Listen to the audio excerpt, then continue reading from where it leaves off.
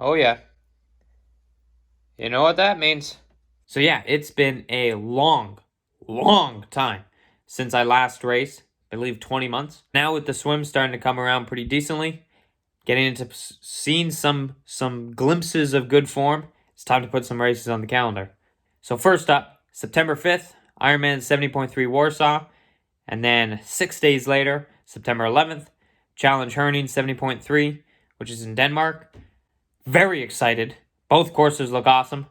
A lot of stuff went into this decision of where to do the first race and stuff like that. Might seem a little like, holy smokes, going to Europe as the first race, but it made sense. I'm not going to go crazy into it right now because I want to get to the video, which in today's video, we got a tempo run, a speedy swim. I actually got some swim coverage, and then a tempo kind of sweet spotty type bike. But yeah, just like to run down super quick. I love the idea of a back-to-back race. Never done it before. Think my volume's high enough and quality's high enough to kind of be able to handle two races back-to-back. Love it. Don't get too long to dwell on the first if something doesn't go according to plan, which you never know considering I haven't raced in 20 months. Love the fact that we're just right back on it. Having said that, I'm not going to sandbag the first one or anything like saving for the next one. No, we're going all out in both of them. But you know what I mean. I love the idea we just get in that like racing mindset with two back-to-back and actually in pretty close proximity with 6 days between them, which is why I'm doing this series of videos coming up, because I think it'll be pretty interesting to see kind of the final weeks lead up. And I think very interesting will be seeing what happens in those basically 5 days between race number 1 and race number 2. So yeah, I love the idea of a back-to-back. The courses, to me, are exciting looking courses. They look like courses that are built to just go fast. With that, this was also very critical to the decision, which was they're both lake swims. And that was a big thing for me. Even though I'm having glimpses, like I say, of good form, I know I'm not at, mid-season form of 2019 or whatever, when I was swimming 60K a week. Yeah, so I wanted a very kind of straightforward type swim. Bike is also very straightforward. There's almost no turns. So it replicates my training very well on Zwift, since there's not that many turns on Zwift. So anyways, yeah, there are a lot of things I'm just ripping through here really quickly. And yeah, I can't wait to get there not too long from now. And with that, I'll kick into the video. Hope you enjoy. All right, welcome back, everyone. Got about probably 3 weeks to go now. Today on a brutally hot day. It's already about 33 degrees at 8:30 in the morning.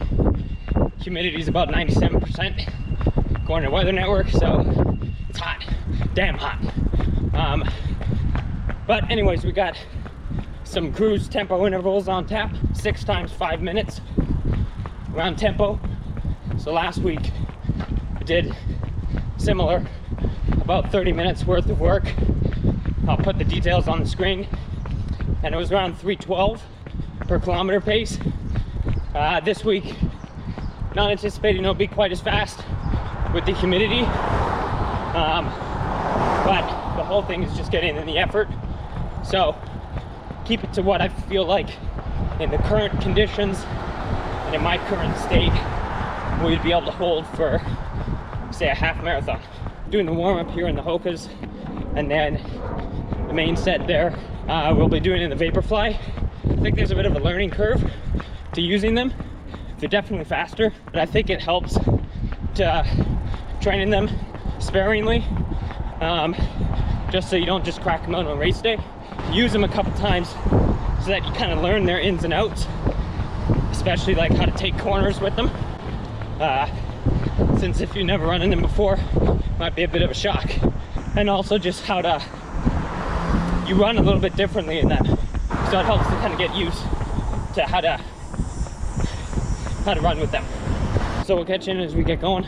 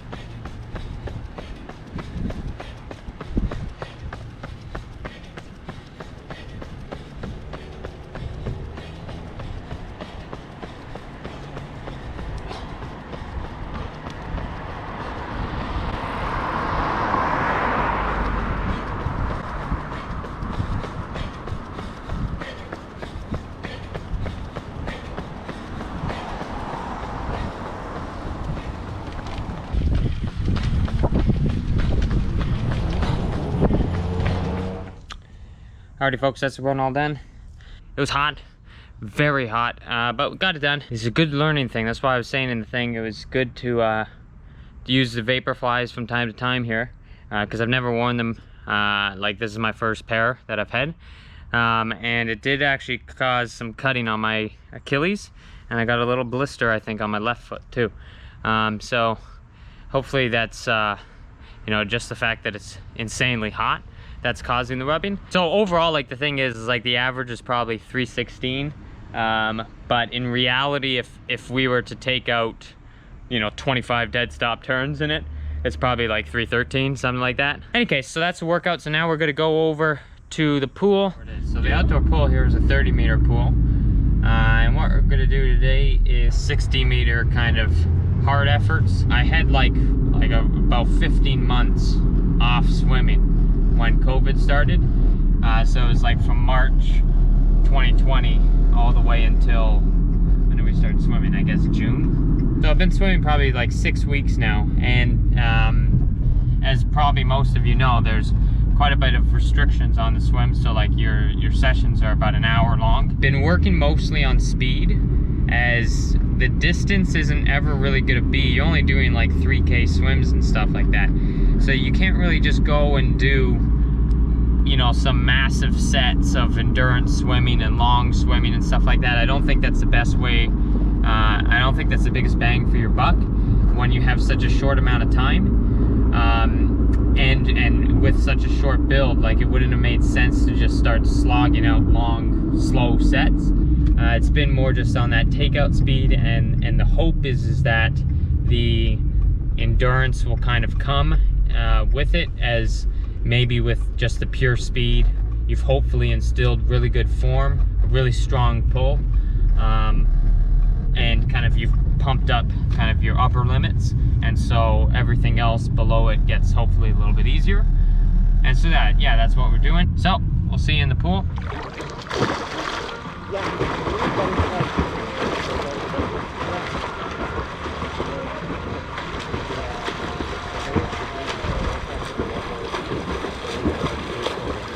Not even that, like, I'm kidding. I know, it's not like, oh yeah, we're going mushrooms in the basement. I just realized that. I did underestimate that, but I feel like I don't know, I feel like it's just so much. It's awesome that you explore. So if it didn't does it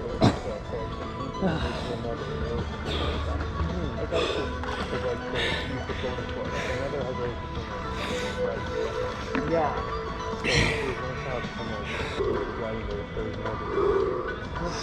But that changed first. Yeah, what made them great is that they're even those games, because so I played hardcore forever, mostly hardcore basically. You get you can go to, when you beat the main stage, and you can go to the other region and then beat all the gym leaders there, and then you get more badges. So there's an after, but there's a post game. The post game. Alrighty, swim done. Pool was hot, but nonetheless we got it done. And we'll catch you in on the bike for a good little tempo session. Second last session of the day. The workout's 5 times 6 minutes. It might end up being 6 times 6 minutes on 1 minute recovery. And the purpose of the workout is as I said, it's not really, you know, we're gonna impact lactate threshold, or, you know, we're working sweet spot or something, whatever. It's more just building the time in position, pushing solid power. Not really super specific, but just keeping a solid effort. And the reason I don't say it's really threshold, so the intervals are gonna be around 320. However, my heart rate, because I've worked my upper limit so high on the road bike, and worked my FTP so high on the road bike, where it's like 360 or something like that, because of that, at this power today, my heart rate's actually only gonna be like 160, which I know that might sound high for people coming over from Lino videos, but for me, like 180, 182, that's about threshold. And then VO2 Powers for me get me into like 190 to 205, 206 kind of range is max. So 160 is kind of like tempo. But as I said, the purpose of this is just literally building the time in time trial position, pushing steady power. And to me, this feels like a good solid steady number that I can keep good form. I'm not like rocking and rolling all over the bike. I can keep a good aggressive position and I still get a pretty good workout from it. So I would consider it kind of almost like a tempo sweet spot if I had to name it. We've been building, as I said, over the last 2 months. Initially, these started out as like all at the same power, like 320 to 330. It started out as like 2 minutes on, 1 minute off. And then the next week was literally 3 minute on, 1 minute off, same power. Then 4 minute on, 1 minute off, same power. 5 minute to 1 minute. And now we're at 6 minute to 1 minute. Warsaw's dead flat, Herning's dead flat. So we gotta be able to stay in time trial for a long period of time and push good power the whole time.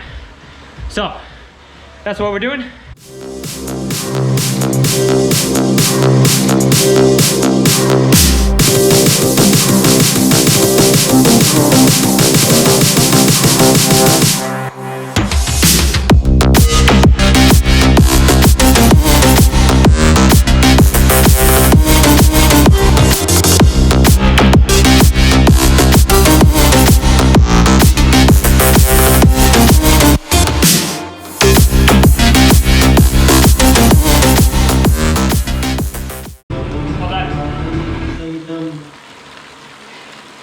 All right, that's a wrap on the workout.